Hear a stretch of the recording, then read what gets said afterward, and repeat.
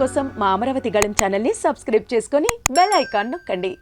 AP ముఖ్యమంత్రిగా బాధ్యతలు స్వీకరించిన చంద్రబాబు ఓవైపు సమీక్షలు, మరోవైపు క్షేత్రస్థాయి పర్యటనలు కొనసాగిస్తున్నారు.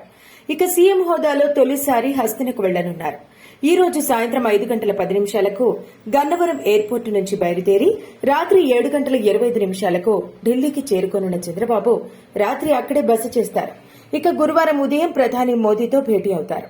ఆ తర్వాత కేంద్ర మంత్రులు అమిత్ షా, నిర్మలా సీతారామన్, నితిన్ గడ్కరీ, జేపీ నడ్డా సహా అందుబాటులో ఉన్న మరికొందరు కేంద్ర మంత్రులతో విడివిడిగా సమావేశం కానున్నట్టుగా తెలుస్తోంది.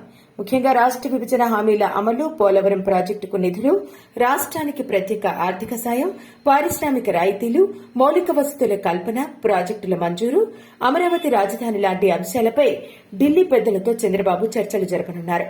రాష్ట ఆర్థిక పరిస్థితిపై కేంద్రానికి నివేదికలు ఇవ్వనున్నట్టు సమాచారం. ఇక కేంద్రం త్వరలో ప్రవేశపెట్టనున్న బడ్జెట్లో ఏపీకి మేలు జరిగేలా కేటాయింపులు జరపాలని కోరనున్నట్టు తెలుస్తోంది.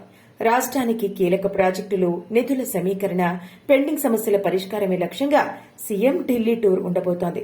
కేంద్రం నుంచి ఏ స్కీములు, ప్రాజెక్టులను రాబట్టొచ్చనే అంశంపై ఇప్పటికే కీలక నాయకులు, అధికారులతో చర్చ జరిపారు.